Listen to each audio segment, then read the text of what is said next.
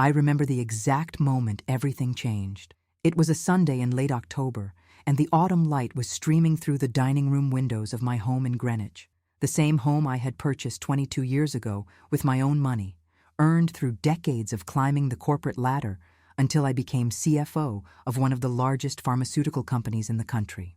The same home where I had raised my son, buried my husband, and now apparently, according to my daughter-in-law, had overstayed my welcome. We were finishing brunch.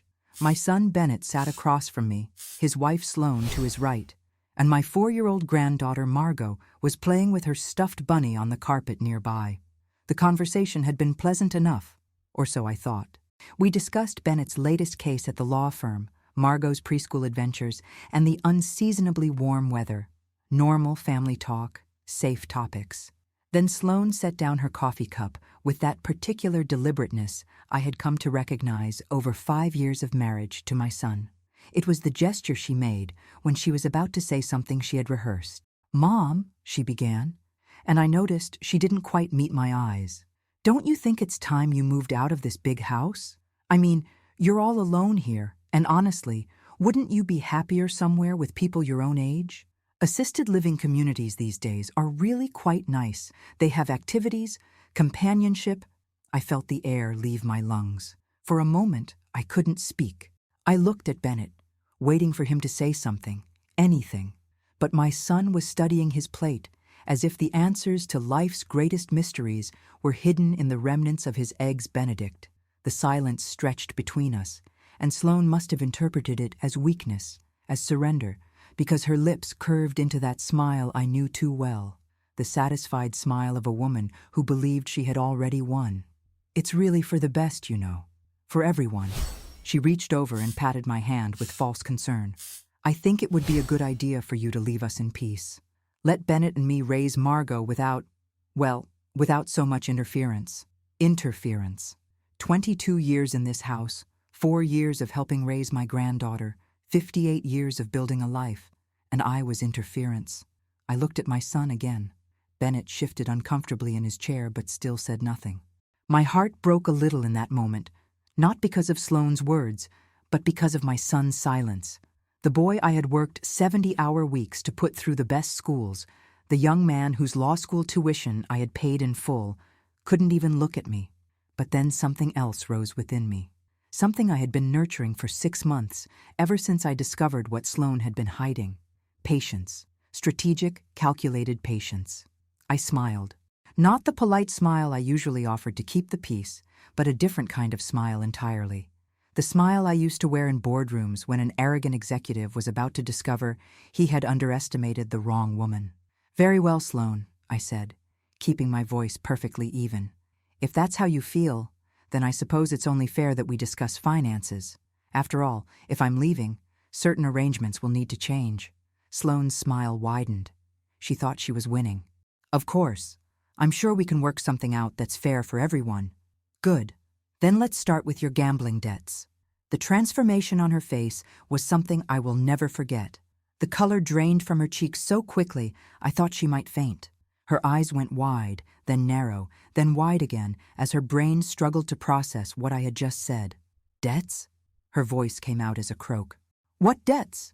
I reached beneath my chair and produced the manila folder I had placed there before brunch began. 6 months of investigation, documented in meticulous detail. Bank statements, online casino records, wire transfers, and most damning of all, text message exchanges with a man named Victor Semenoff, a loan shark operating out of Brooklyn.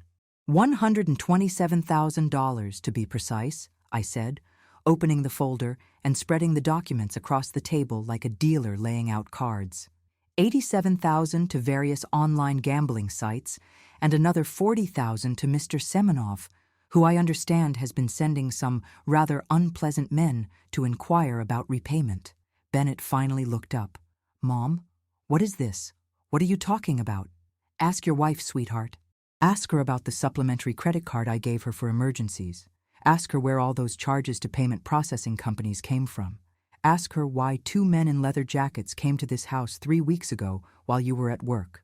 Sloane was shaking now, actually trembling, her perfectly manicured hands gripping the edge of the table as if it were the only thing keeping her upright. "This is insane," she whispered. "You're making this up. You're a crazy old woman who's making things up because you're jealous, because you can't stand that Bennett loves me more than he loves you." "Sloan." My voice was sharp enough to cut glass. "I spent 35 years managing the finances of a Fortune 500 company. Do you really think I wouldn't notice unusual activity on a credit card I pay for? Do you really think I'm that foolish?" I pulled out a specific document and slid it toward Bennett. "This is a detailed report from the private investigator I hired 6 months ago. Every transaction, every website, every late-night gambling session your wife thought no one would ever discover. It's all here. Dates, times, amounts, even screenshots of her account profiles." Bennett picked up the paper with hands that weren't entirely steady. I watched his face as he read, watched the confusion give way to recognition, then denial, then something that looked like physical pain. "Sloan?" His voice was barely audible. "Is this true?" And there it was, the moment of truth. The moment my daughter-in-law could have chosen honesty, could have admitted her problem, could have asked for help. Instead, she chose the path she always chose. "It's not what it looks like," she said rapidly. "I mean, yes, I played a few games online, but it was just for fun, just to relax. Your mother is blowing this completely out of proportion because she's always hated me, because she's always wanted to break us up." I pulled out another document. "This is a signed statement from Viktor Semenov himself, obtained by my investigator. It details the $40,000 you borrowed from him at 20% monthly interest, the payments you've missed, and the threats he's made regarding collection. Would you like me to read it aloud?" Sloane's composure shattered. Tears began streaming down her face, and for a moment, just a moment, I almost felt sorry for her. Almost. "You don't understand," she sobbed. "The pressure, the anxiety of living in this house with you watching me all the time, judging me. The gambling was my escape, my only way to feel like I had some control over my own life." I let the silence hang for a moment, let her words echo in the elegant dining room of the house she wanted to take from me. "So let me understand this correctly," I said slowly. "You've accumulated $127,000 in gambling debts, borrowed money from a dangerous criminal, put my son and granddaughter at risk from loan sharks, and your solution was to try to send me to a nursing home so you could convince Bennett to take out a loan against my house to pay your debts." Sloan didn't answer. She didn't have to. The truth was written all over her face. Bennett stood up so abruptly his chair nearly toppled over. I need a minute." He walked out of the dining room, and I heard his footsteps on the stairs, then the slam of the bedroom door. For a long moment, Sloan and I sat in silence. The documents spread between us like a battlefield after the fighting has stopped. Margot continued playing with her bunny, blissfully unaware that her family was crumbling around her. "What are you going to do?" Sloan finally asked. Her voice was small now, stripped of its usual confidence and condescension. I considered the question carefully. I had spent 6 months planning for this moment, 6 months gathering evidence and preparing my response. I had consulted with lawyers, financial advisors, and even a psychologist who specialized in gambling addiction. I knew exactly what I was going to do. "That depends entirely on you," I said. She looked up, surprise flickering in her red-rimmed eyes. "What do you mean?" "I mean that despite everything you've done, despite the lies and the manipulation and the attempt to exile me from my own home, I don't actually want to destroy you, Sloan. You're the mother of my granddaughter. You're my son's wife. Destroying you would mean destroying them too, and that's not something I'm willing to do." I gathered the documents back into the folder, taking my time, letting her wait. "I've already changed my will.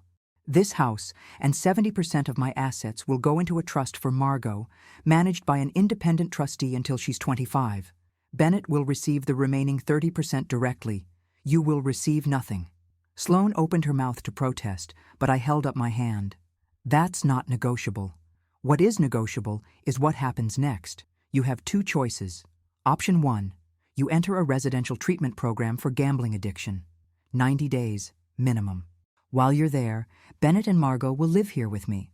When you complete the program, I will personally negotiate with Viktor Semenov to establish a payment plan that you can actually manage.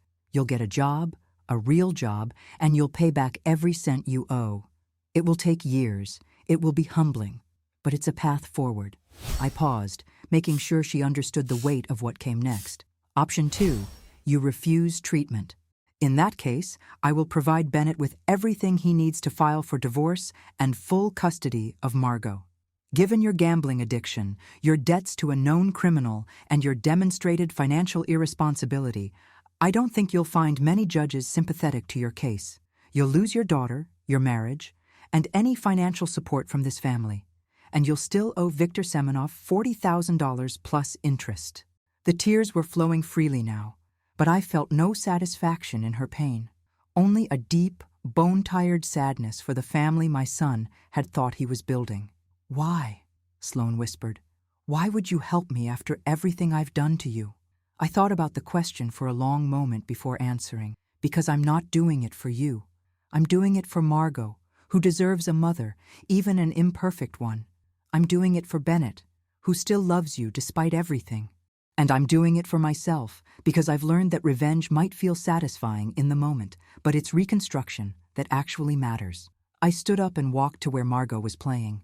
I knelt down and kissed the top of her head, breathing in the sweet smell of her baby shampoo. "I'm going to make some phone calls," I said without turning around. "When Bennett comes downstairs, you're going to tell him the truth, all of it.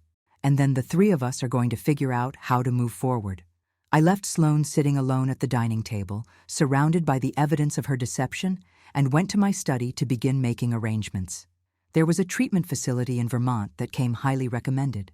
There were lawyers to consult about protecting the family assets. There was Victor Semenoff to deal with, carefully and strategically. But first, I needed a moment to myself. I closed the study door and sank into my leather chair, the chair Theodore used to sit in when he was alive, and finally let myself feel the full weight of what had just happened. My daughter-in-law had tried to send me to a nursing home so she could steal from my family. My son had sat in silence while it happened. And I had just committed myself to helping the woman who wanted to throw me away like yesterday's garbage. Some people might call that weakness. Some people might say I should have destroyed Sloane completely, should have cast her out and never looked back. But I've lived long enough to know that families are complicated, that people are complicated, and that the satisfaction of vengeance rarely lasts as long as the consequences. I thought about Theodore, about what he would have said if he were here. "Give her a chance, Viv," he would have told me. "People can change if you give them the opportunity." I wasn't sure I believed that, but I was willing to find out. The afternoon light was fading now, casting long shadows across the study floor. Somewhere in the house, I could hear Margot laughing at something, that pure, unself-conscious joy that only children possess. Whatever happened next, whatever choices Sloane made, I would protect that laugh. I would protect that child. That was my job now. Not revenge, not victory, protection. I reached for the phone and began to dial. "To understand how we arrived at that devastating Sunday brunch, I need to take you back 5 years, to the evening Bennett first brought Sloane home to meet us.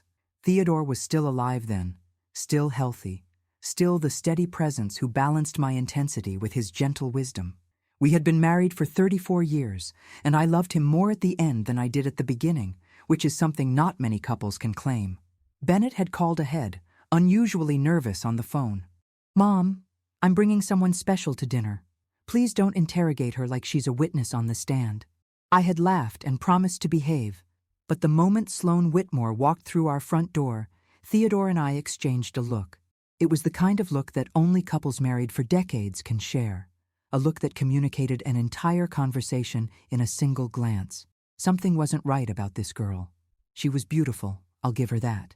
Blonde hair perfectly styled, makeup flawless, dressed in clothes that cost more than someone her age should reasonably afford.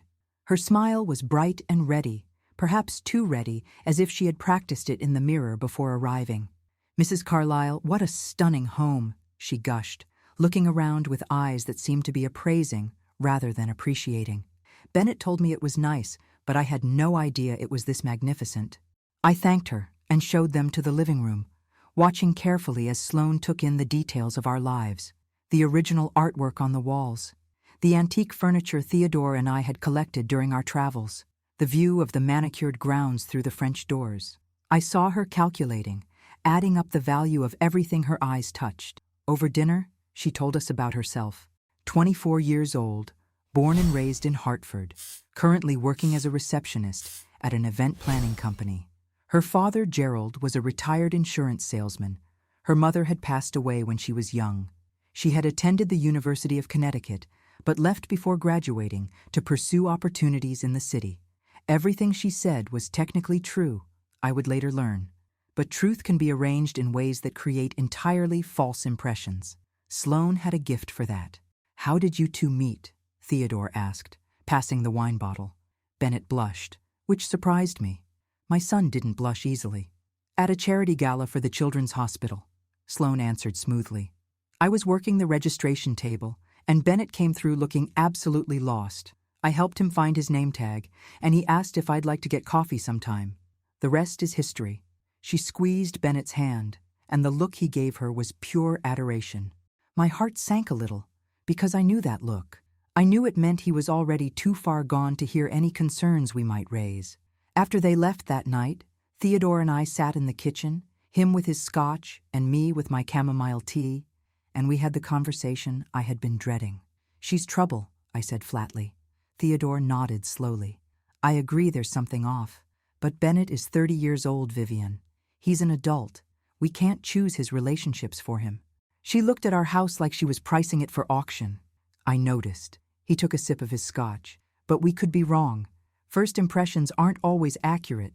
Maybe she was just nervous and overcompensated.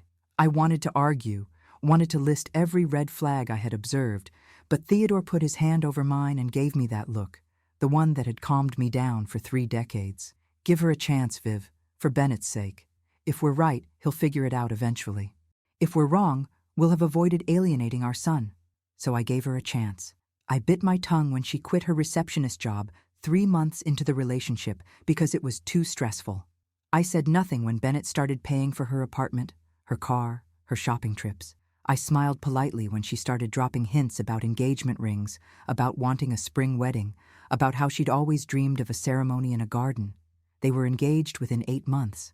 The wedding was beautiful, held in our garden as Sloane had wanted, paid for almost entirely by Theodore and me because Gerald Whitmore, decent man though he was, simply didn't have the resources. I watched my son marry a woman I didn't trust, and I told myself that maybe I was wrong. Maybe love would be enough. Maybe Sloane would grow into the wife and partner Bennett deserved. Then Theodore got sick. The diagnosis came 18 months after the wedding. Pancreatic cancer, stage 4.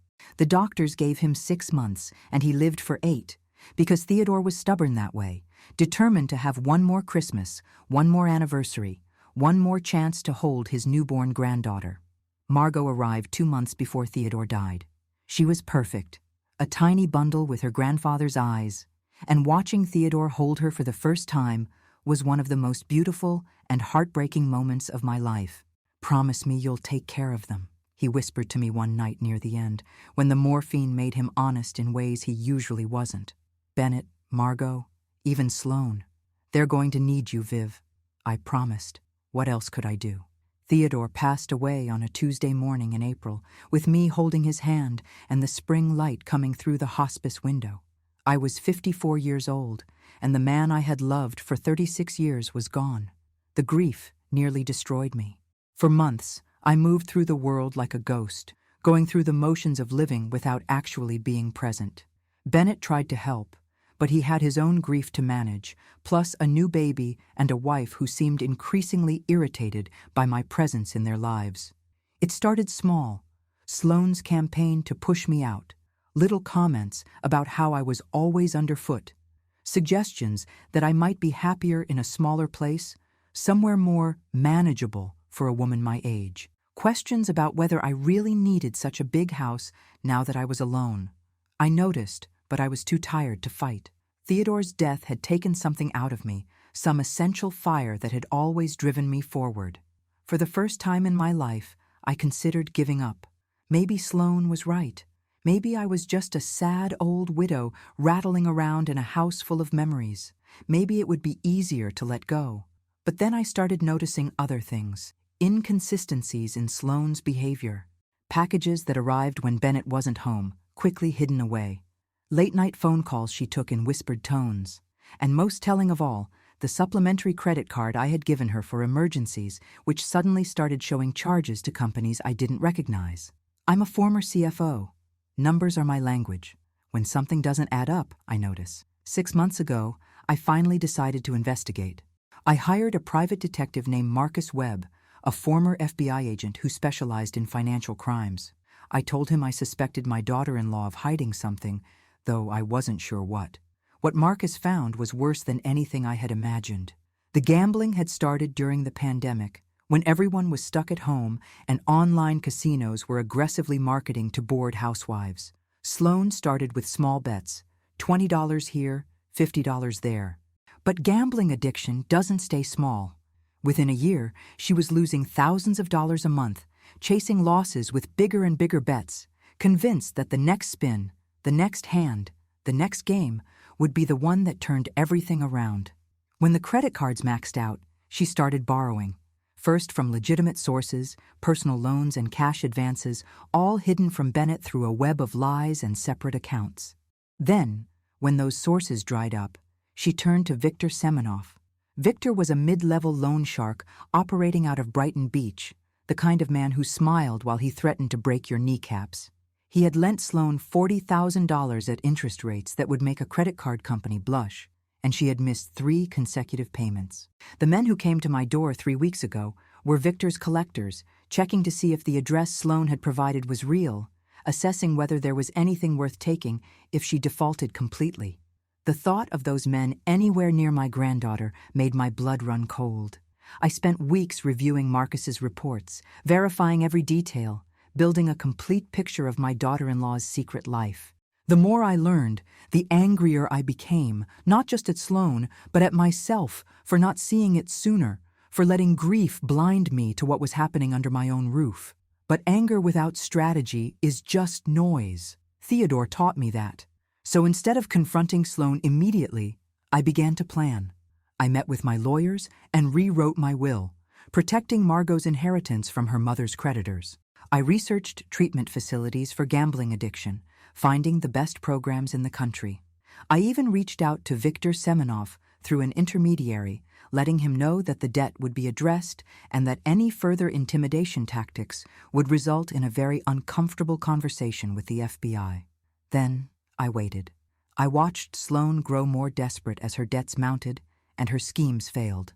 I listened as she whispered poison in my son's ear, convincing him that his mother was becoming senile, that the big house was too much for me, that everyone would be better off if I just went away quietly. I knew the confrontation was coming. I just didn't know exactly when or how it would happen. When Sloan finally made her move that Sunday, when she looked me in the eye and suggested I belonged in a nursing home, I was ready. 6 months of preparation, 6 months of building my case, 6 months of strategic patience, all leading to that single moment when I smiled and said the words that changed everything. Then let's start with your gambling debts. The look on her face was worth every sleepless night, every painful discovery, every moment of doubt and anger and grief. Not because I enjoyed her suffering, but because it meant the lies were finally over. The truth was on the table, and now we could begin the real work of figuring out what came next. But that work, I knew, would be the hardest part of all. The hours after my revelation were some of the most difficult of my life. And I say that as a woman who has buried a husband and navigated corporate boardrooms filled with men who wanted me to fail. Bennett stayed in the bedroom for nearly an hour.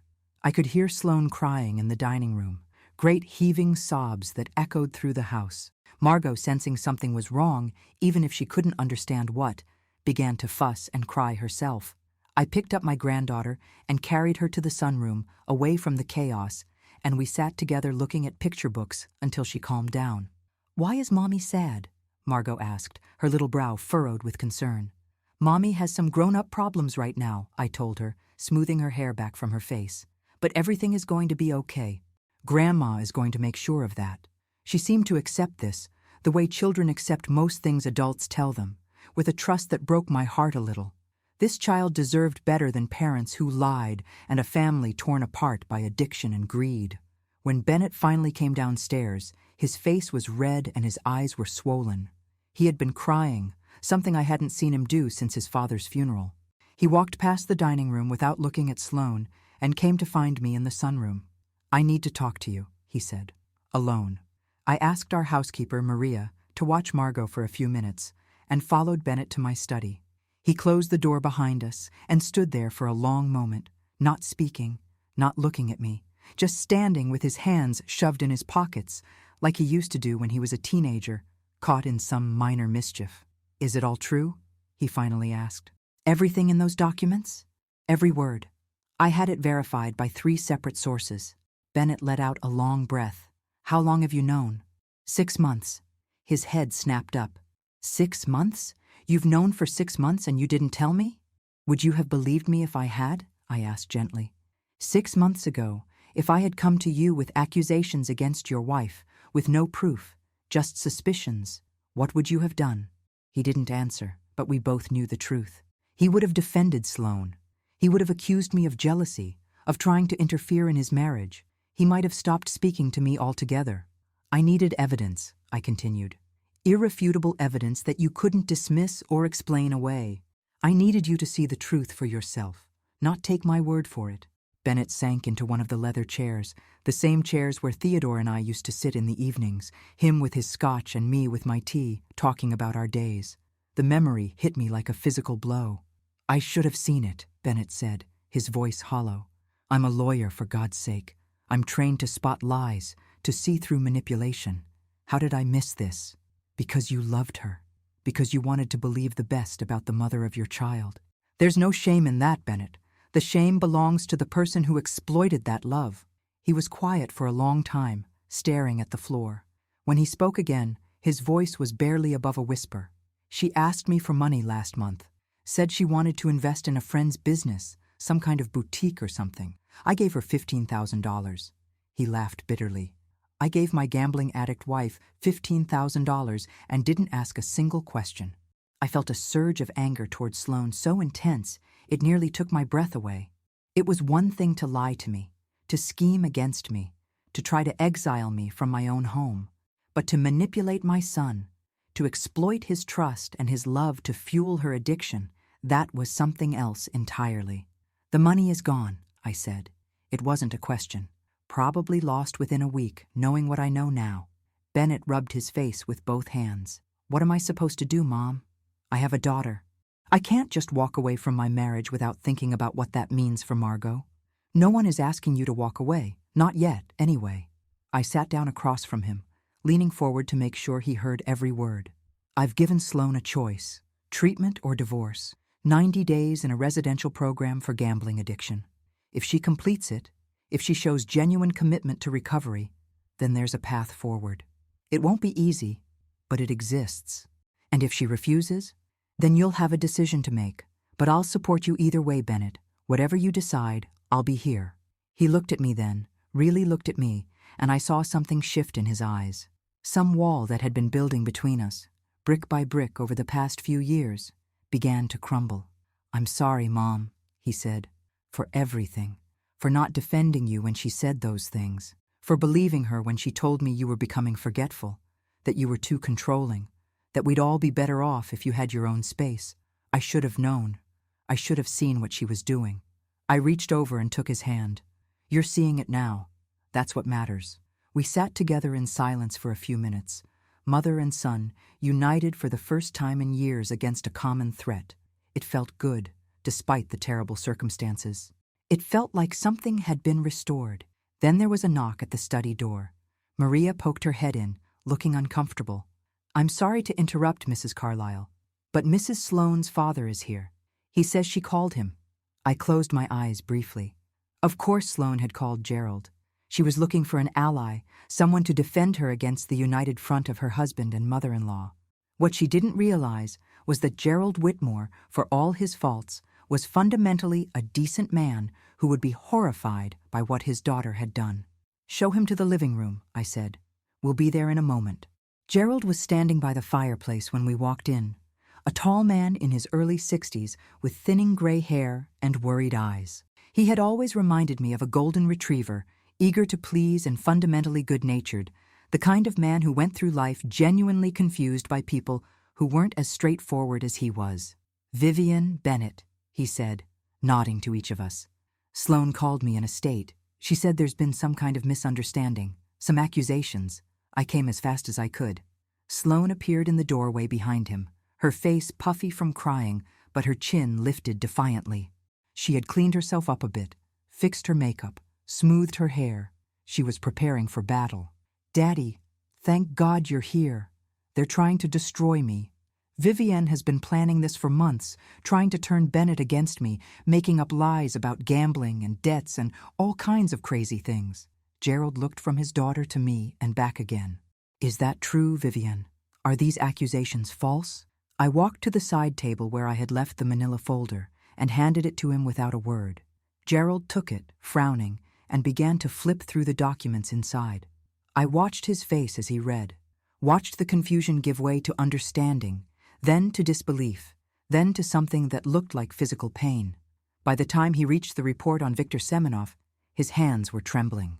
"Sloane," he said slowly, not looking at his daughter, "what have you done?" "Daddy, those documents are fake. She fabricated all of it because she hates me, because she's always hated me. These bank statements have your signature on them." Gerald's voice was quiet, controlled, but I could hear the anger building beneath the surface. "These casino account records have your email address, your home address, your credit card numbers. This isn't fabrication, Sloane. This is evidence." Sloane's defiance cracked. "I can explain. It's not as bad as it looks. I just got in a little over my head, that's all. I was going to fix it. I had a plan." "A plan?" Gerald finally looked at his daughter, and I saw something in his eyes that I recognized all too well, the devastation of a parent realizing they don't know their own child. "Your plan was to send your mother-in-law to a nursing home so you could get your hands on her money to pay off loan sharks? That's not... I mean, the nursing home thing was just a suggestion. I was worried about her, living alone in this big house at her age." "Don't." Gerald's voice was sharp now. "Don't lie to me, Sloane.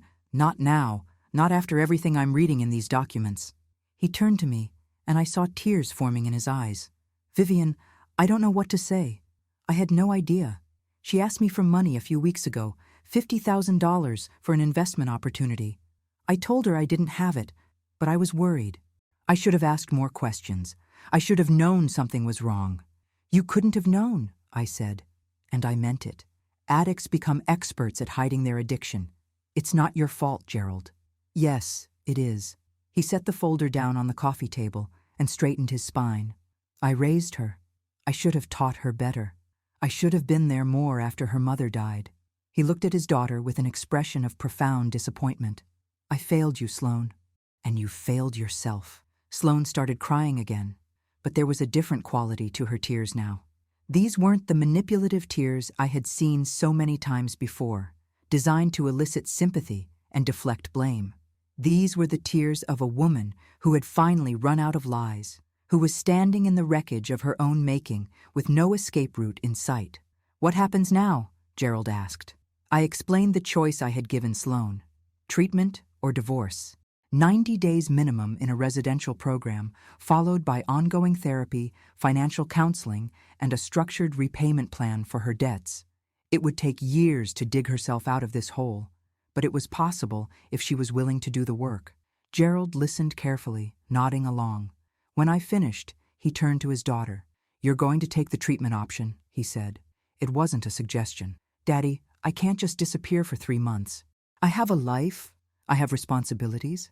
I have Margot. Margot will be here with her father and grandmother, who clearly love her very much. Your responsibilities have been to your gambling addiction, not to your family. And your life?" He gestured at the documents on the table.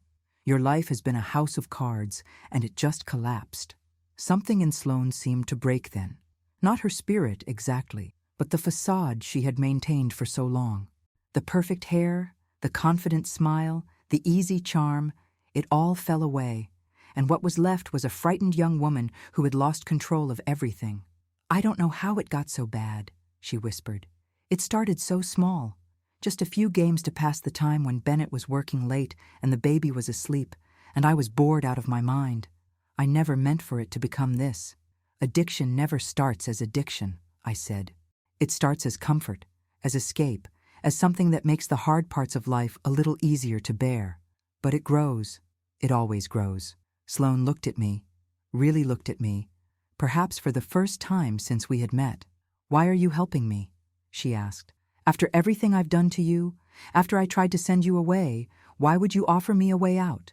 It was the same question she had asked earlier, in the dining room, and I gave her the same answer. "Because destroying you would mean destroying my granddaughter's mother. It would mean destroying my son's chance at a family, even an imperfect one. I've spent my whole life building things, Sloane.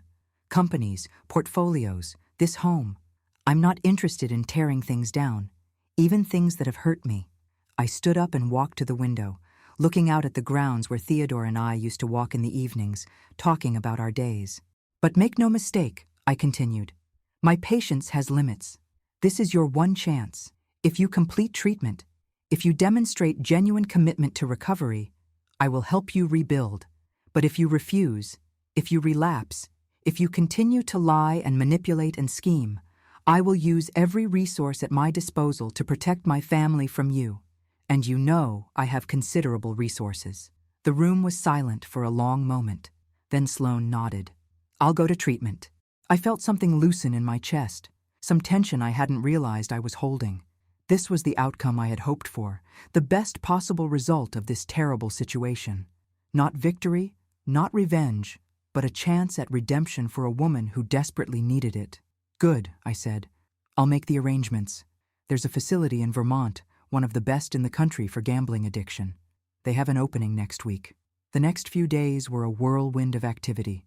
I coordinated with the treatment center, arranged for Sloane's admission, and helped Bennett explain to Margot, in age-appropriate terms, that Mommy was going away for a while to get better from a sickness. Margot didn't fully understand, but she accepted it with the resilience that children often show. Gerald surprised me by selling his car, a vintage Mustang he had restored himself over the course of several years, and using the money to pay down part of Sloane's debt to Viktor Semenoff. It wasn't enough to clear the balance, but it was enough to buy some goodwill, to demonstrate that someone was taking the situation seriously. I handled Viktor myself, through my lawyer and a carefully worded letter that made clear the consequences of any further intimidation tactics. Viktor was a businessman after all, and businessmen understand cost-benefit analysis. Harassing the family of a former Fortune 500 CFO with connections to law enforcement and media was a cost that far outweighed the benefit of a $40,000 debt. He agreed to a payment plan, $500 a month for the foreseeable future, with no interest. The night before Sloane left for Vermont, she came to my study. I was sitting in Theodore's chair, as I often did in the evenings, reading and remembering. "Can I talk to you?" she asked from the doorway. I gestured to the chair across from me, and she sat down, perching on the edge like she might need to flee at any moment. "I wanted to say something before I go," she began. "Not an apology, exactly. I mean, I am sorry. I'm sorry for all of it, but I know words don't mean much right now. I wanted to say that I understand why you did what you did. Waiting, gathering evidence, planning. I thought you were weak, you know. I thought you were just a sad old woman who would crumble if I pushed hard enough. I was wrong." "Yes," I agreed. "You were." She almost smiled at that. "You're not what I expected when I married Bennett. I don't know what I thought. That you'd be easy to manage, I guess. That you'd just hand over the keys to the kingdom and fade into the background. And instead, you found yourself matched against a woman who spent 35 years navigating corporate politics. Something like that." She looked down at her hands. "I don't know if I can do this. 90 days without gambling, without the rush, without that feeling of maybe this time, maybe this bet, maybe everything will turn around. It's been so long since I felt normal without it." "That's what addiction does," I said. "It rewires your brain to believe you can't survive without the very thing that's destroying you.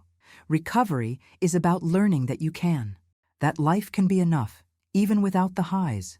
Did you ever struggle with anything like that? Addiction, I mean?"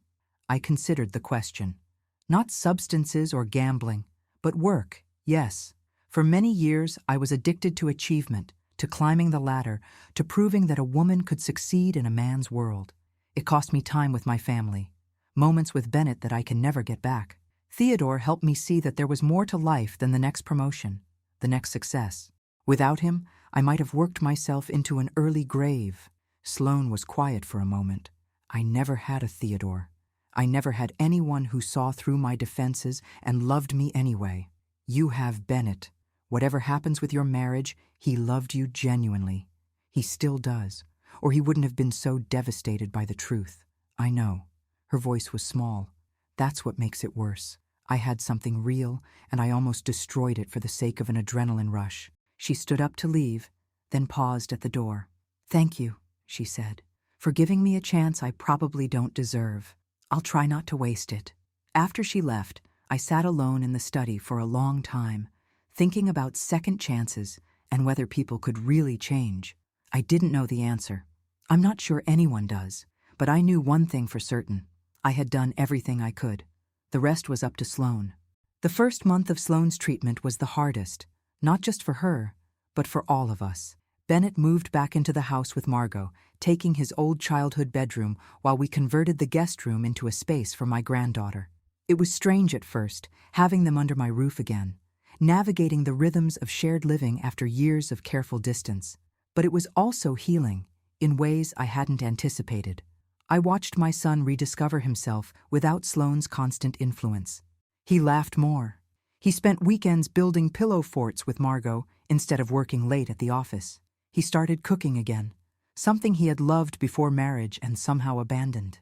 One evening, I came into the kitchen to find him making Theodore's famous beef bourguignon, working from the handwritten recipe card his father had left behind. "Dad used to make this every Sunday," he said without looking up. "I'd forgotten how much I loved it."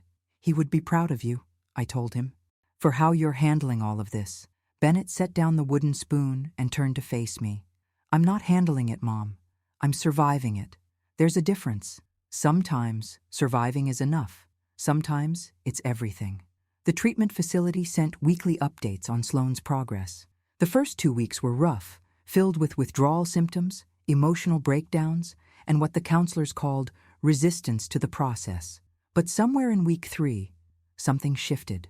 Sloane started participating in group therapy. She began journaling, working through the childhood wounds and adult disappointments that had driven her to seek escape in gambling.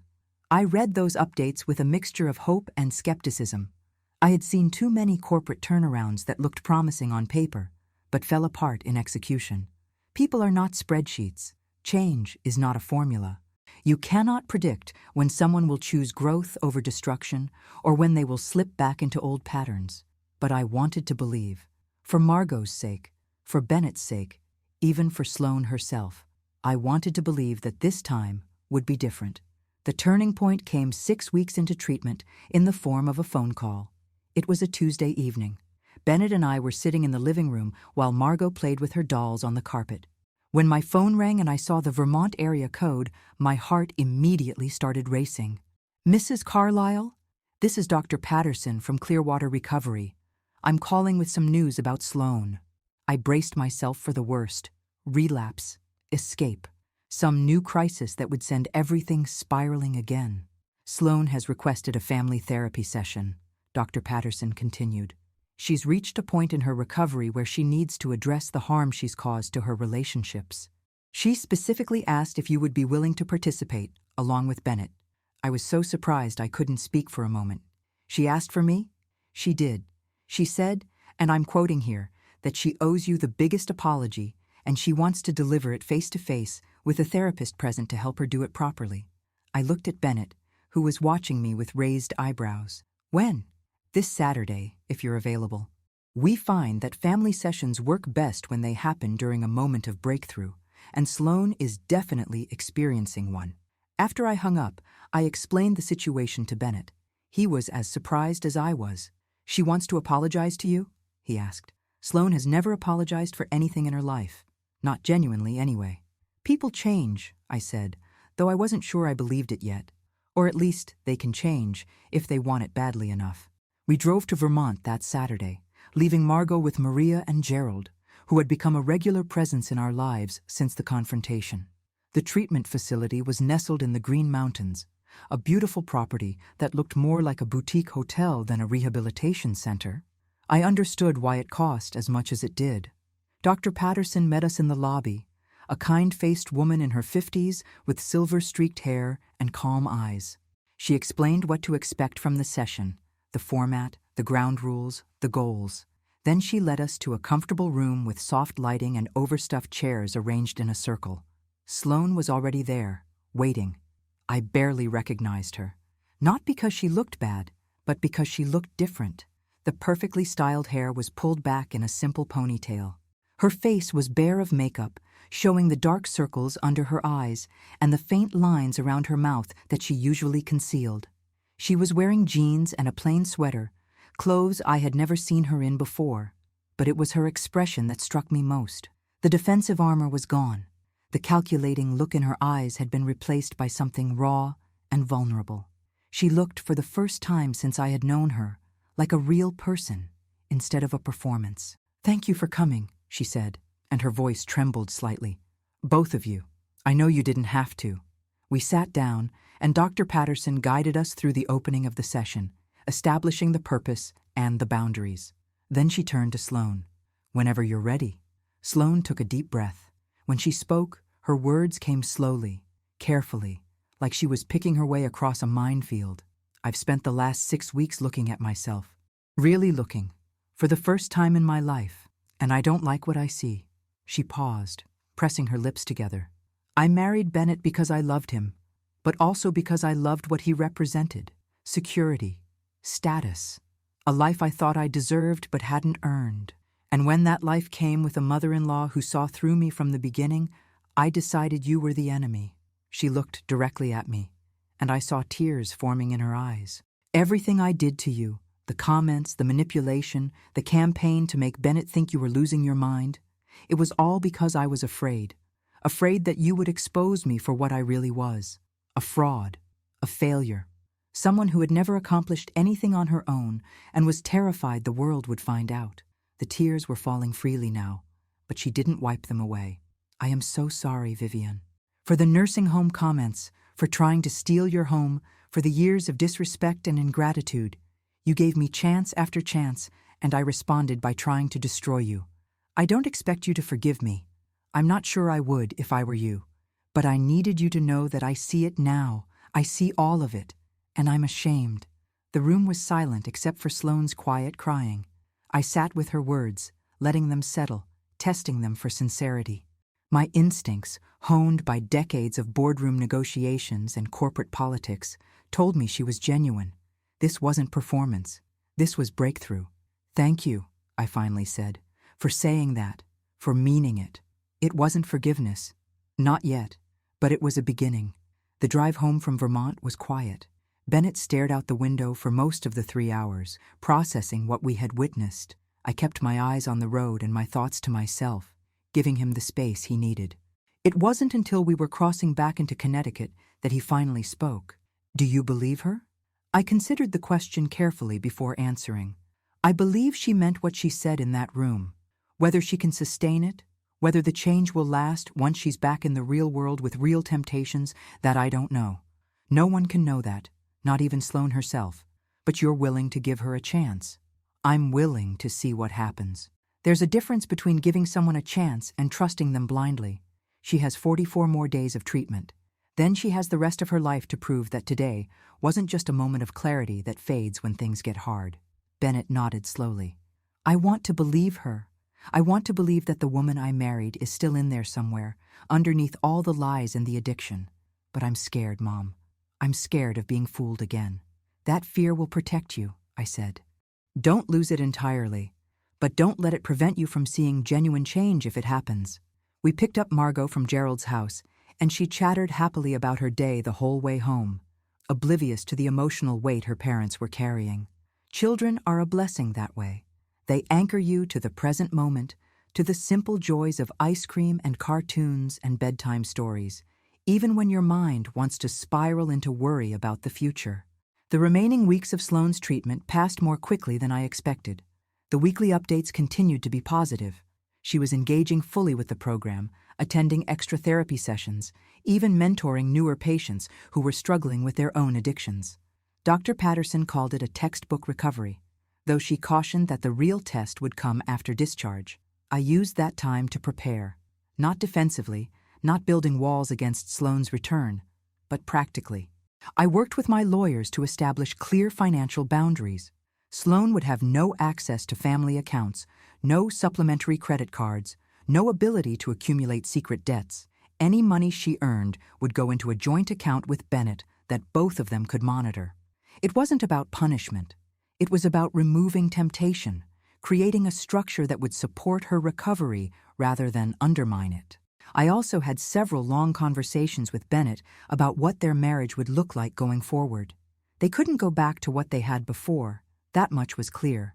The old dynamic, with Sloane manipulating and Bennett willfully blind, had to die for something healthier to be born. They would need couples therapy, ongoing communication, a complete rebuilding of trust from the ground up. "It's going to be hard," I told him one evening. "Harder than starting over with someone new in some ways. You'll have to forgive her for things that would be easier to walk away from. You'll have to learn to trust her again while also staying vigilant. It's a difficult balance." "I know," Bennett said, "but I made vows, for better or worse, in sickness and in health. Addiction is a sickness. I can't abandon her for being sick." I felt a surge of pride in my son at that moment. Theodore would have said the same thing.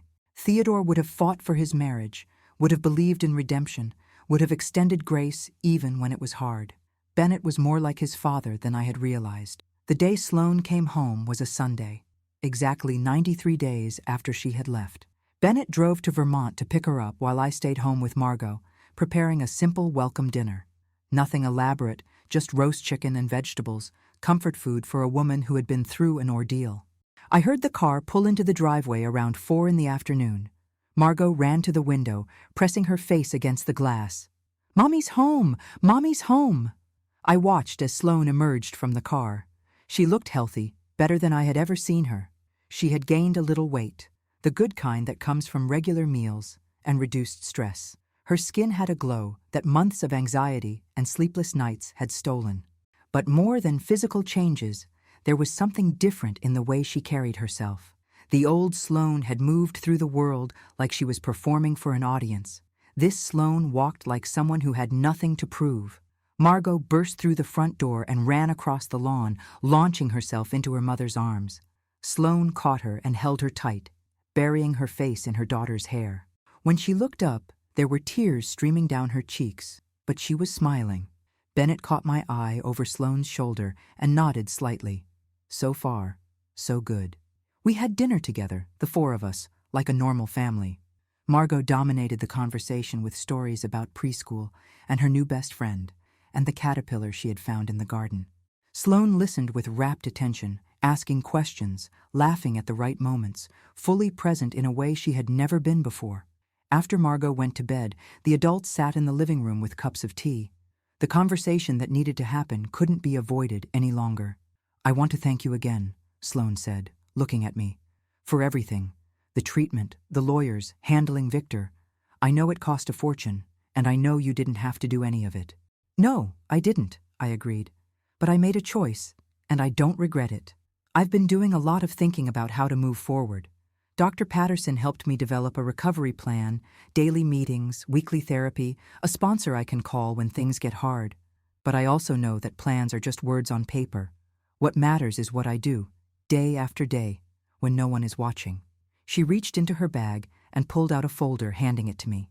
"This is a list of all my debts, every single one. The online casinos, the credit cards, Victor. I've totaled everything and created a repayment schedule based on what I can realistically earn working full-time. At $500 a month to Victor and minimum payments on everything else, it will take me approximately 8 years to be completely debt-free." I looked through the documents. They were thorough and realistic, exactly what I would have expected from someone who was serious about recovery. "I've already started applying for jobs," Sloane continued. "Administrative assistant positions mostly. I know I don't have much experience, but I'm willing to start at the bottom and work my way up. I'm not above answering phones or filing paperwork." "That's good," I said. "Honest work is part of recovery. It gives you structure, purpose, a reason to get up in the morning that isn't about chasing the next high." Sloane nodded. I also want to talk about living arrangements. Bennett and I discussed it on the drive home, and we both think it would be best if we got our own place. Not far, maybe something in town, so Margot can still see you regularly. But we need to rebuild our marriage on our own terms, in our own space. I felt a pang of something, loss maybe, at the thought of the house being empty again. These past 3 months with Bennett and Margot had reminded me how much I missed having family close by. But I understood the wisdom of what Sloane was proposing. That makes sense, I said. A fresh start in a new environment, without the memories of everything that happened here. But I want you to know, Sloane added quickly, that I'm not trying to take them away from you again. No more isolation tactics, no more poisoning Bennett against you. You're Margot's grandmother, and you've been more of a mother to me in the last 3 months than my own mother ever was. I want you in our lives. I want Sunday dinners and holiday gatherings and all of it. I just also need the space to prove to myself and everyone else that I can stand on my own 2 feet. It was the right thing to say, and more importantly, it felt genuine. Not performed, not calculated, just honest. I appreciate that, Sloane, and I want you to know that I'm rooting for you, not just tolerating your presence or waiting for you to fail, genuinely hoping you succeed. The first few months after Sloane's return were a delicate dance of rebuilding trust. She got a job as an administrative assistant at a real estate firm in town, entry-level work that paid modestly but steadily. She attended her meetings religiously, sometimes dragging herself out of bed at 6 in the morning for the early session before work. She checked in with her sponsor every day, even when things were going well, especially when things were going well. Bennett and Sloane found a small apartment about 15 minutes from my house, a 2-bedroom unit in a modest complex that was a far cry from the luxury she had once aspired to. But I watched her make it into a home, decorating with thrift store finds and Margot's artwork, creating a space that was warm and genuine rather than impressive. They came for dinner every Sunday, just as Sloane had promised. At first, these gatherings were slightly awkward, everyone on their best behavior, tiptoeing around the elephant in the room. But gradually, week by week, the awkwardness faded. We found our rhythm as a family, a new rhythm that acknowledged the past without being trapped by it. 6 months after Sloane's return, something happened that tested everything she had built. It was a Wednesday evening. I was reading in the living room when my phone rang. It was Bennett, and his voice was tight with worry. "Mom, I need you to come over. Something's happened with Sloane." I was in my car within minutes, my mind racing through worst-case scenarios. Relapse, gambling, Victor's men returning. By the time I pulled into their apartment complex, I had imagined a dozen different disasters. Bennett met me at the door. His face was pale but not panicked. "She's okay," he said quickly, seeing my expression. Physically, anyway. "But something happened at work today, and she's struggling." He led me to the living room, where Sloane was sitting on the couch, her arms wrapped around herself. She had been crying. Margot was at a play date, thankfully, not here to witness her mother's distress. "What happened?" I asked, sitting down across from her. Sloane took a shaky breath. "There's a new client at the firm, a developer who's looking to invest in some properties downtown. Today I was filing some paperwork in his office when I saw he had a gambling app open on his computer, one of the same sites I used to use." She pressed her hands against her eyes, as if trying to block out the memory. The rush came back, all of it. The excitement, the possibility, the feeling that maybe, just maybe, this could be the one that changes everything. I stood there staring at that screen, and for about 30 seconds, I wanted to gamble more than I've ever wanted anything in my life. My heart sank. This was the moment we had all been dreading, the first real test of Sloane's recovery. "What did you do?" I asked quietly. Sloane lowered her hands and looked at me. Her eyes were red, but there was something fierce in them. I walked out. I went straight to my car and called my sponsor. I sat in that parking lot for 45 minutes, talking to her, crying, working through the craving. Then I called Bennett. Then I came home and called Dr. Patterson. I've been on the phone with someone from my support network for the last 3 hours. The relief that washed over me was so intense I felt dizzy. "You didn't gamble," I said. "I didn't gamble." Sloane's voice broke. "But God, I wanted to. I wanted to so badly." And that's what scares me. 3 months of treatment, 6 months of meetings and therapy, and doing everything right, and one glimpse of a gambling app almost undid all of it. I moved to sit beside her on the couch, something I wouldn't have done a year ago. Sloan, listen to me. What you did today, walking away, calling for help, using every tool in your recovery arsenal, that's not almost failing. That's succeeding. That's exactly what recovery looks like. But I wanted to do it. The craving was so strong. Cravings don't define you. Actions do. You will probably have cravings for the rest of your life. Some days they'll be manageable, and some days they'll feel like they're going to swallow you whole. What matters is what you do when they hit. And today, you did everything right. Sloan looked at me for a long moment, then did something unexpected. She hugged me. Not a polite, formal embrace, but a real hug, the kind that said she was holding on for dear life. "Thank you," she whispered, "for believing I could change, for giving me the chance to prove it." I held her while she cried. This woman who had once been my enemy, who had tried to steal my home and exile me from my family. I held her and let her release the fear and the shame and the overwhelming effort of staying sober one day at a time. When she finally pulled back, wiping her eyes, something had shifted between us. The last wall, the final barrier of suspicion and caution, had come down. We weren't adversaries anymore. We weren't even just family by law. We were two women who had been through a war together and come out the other side. "I think," I said slowly, "that you're going to be okay. Not perfect, not cured, but okay. And that's enough. That's more than enough." Bennett, who had been watching from the doorway, came to sit on Sloane's other side. He took her hand in his and kissed it gently. "I'm proud of you," he said. "I know how hard today was. I know how hard every day is. But you're doing it. You're really doing it." Sloane leaned into him, exhausted but peaceful. "One day at a time," she said. "That's all any of us can do." I left them there together, husband and wife, working through a crisis the way healthy couples do, with honesty and support and love. As I drove home through the evening light, I thought about Theodore, about what he would say if he could see us now. "You did good, Viv," I imagined him telling me. "You gave her a chance, and she took it. That's all anyone can ask." I smiled, feeling him with me even though he was gone, feeling proud of the choice I had made all those months ago to offer redemption instead of revenge. It wasn't the ending I had imagined when this all began. It was better. 2 years have passed since that Sunday brunch when everything changed.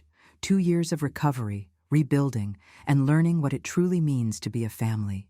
Sloane celebrated her 2-year sobriety anniversary last month. We had a small gathering at my house, just family and a few close friends from her support group. Gerald came up from Hartford, looking healthier and happier than I had seen him in years. Bennett made a toast that brought tears to everyone's eyes, and Margot, now 6 years old and full of opinions, insisted on presenting her mother with a handmade card covered in glitter and hearts. 2 years without gambling," Margot announced proudly, having learned what the celebration meant in age-appropriate terms. "That's like 1,000,000 days." "Not quite 1,000,000, Sloane laughed, pulling her daughter onto her lap. "But it feels like it sometimes." I watched them together, mother and daughter, and felt something I hadn't expected to feel when this journey began. Pride. Genuine pride in the woman Sloane had become. She still works at the real estate firm, though she's been promoted twice since starting as an administrative assistant. She's now an office manager, overseeing a small team and earning a salary that allows her to make meaningful payments on her debts. At the current rate, she'll be completely debt-free in another 4 years, 2 years ahead of her original schedule. Viktor Semenov is no longer a shadow hanging over our family. The debt was paid in full 8 months ago, the final payment hand-delivered by Sloane herself. She told me later that she wanted to face him one last time, to look him in the eye and close that chapter of her life forever. It took courage I'm not sure the old Sloane possessed. "He seemed almost disappointed," she said with a wry smile. "I think he enjoyed having leverage over me. When I handed him that last check, he didn't know what to say." "Good," I told her. "Let him be speechless. You earned that moment." Bennett and Sloane are still in their apartment, though they've started talking about buying a house. Nothing extravagant, just a modest home in a good school district where Margot can have a backyard to play in. They've been saving carefully, building toward a future that's based on what they can actually afford rather than what they think they deserve. Their marriage is stronger than it was before the crisis, which surprised me at first but makes sense when I think about it. They were forced to rebuild from nothing, to learn how to communicate honestly, to face the worst parts of themselves and each other. Couples who survive that kind of trial often emerge closer than those who never faced adversity at all. I still live in my house in Greenwich, the house I bought with my own money, the house where I raised my son and buried my husband. Some days the rooms feel too big for one person, too full of memories and echoes, but I've made peace with that. This is my home. These walls hold my history. I'm not ready to leave, and thanks to my own careful planning, no one can make me. Gerald has become an unexpected fixture in my life. After everything that happened with Sloane, we developed a friendship I never anticipated. He comes to dinner once a month, just the two of us, and we talk about our children, our late spouses, the strange journey that brought us together. He's a good man, simple in the best sense of the word, honest and kind and deeply devoted to his family. "You saved my daughter," he told me once, over coffee and pie at a diner halfway between Greenwich and Hartford. "I'll never be able to repay you for that." "She saved herself," I corrected him. "I just gave her the opportunity. The hard work was all hers," but he shook his head. "You could have destroyed her.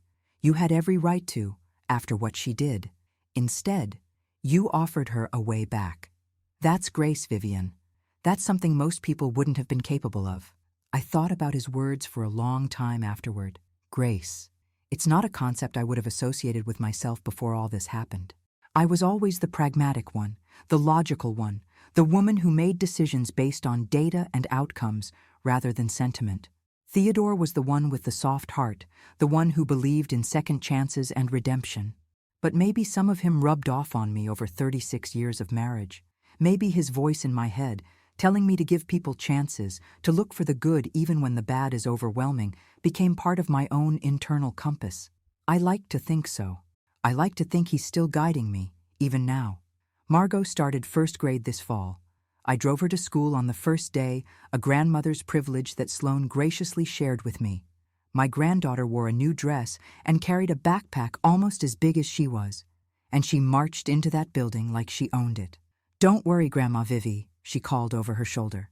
"I'm going to make so many friends." I sat in my car in the parking lot for 10 minutes after she disappeared through those doors, crying tears I couldn't entirely explain. Joy and grief and pride and loss all mixed together in that complicated way that life seems to specialize in. Theodore should have been there. He should have seen his granddaughter start school, should have been part of these family dinners and celebrations, should have watched Sloane transform from a manipulative stranger into a daughter he could be proud of. His absence is a wound that will never fully heal, no matter how much time passes. But I carry him with me. In every decision I make, every moment of grace I extend, every time I choose rebuilding over revenge, he's there. His legacy isn't just the memories we shared or the son we raised. It's the person I've become because of loving him. Last Sunday, we had our usual family dinner. Bennett grilled steaks while Sloane made her grandmother's potato salad from a recipe she'd recently discovered in an old family cookbook. Gerald brought wine and told bad jokes that made Margot giggle uncontrollably. I sat at the head of the table, surrounded by people I love, and felt something I hadn't felt in a very long time. Peace. Not the absence of problems, because problems never really go away. Sloane still has hard days when the cravings hit. Bennett still works too many hours. Margot is developing a stubborn streak that will probably cause headaches in her teenage years. My joints ache more than they used to, and I tire more easily than I'd like to admit. But peace isn't about perfection.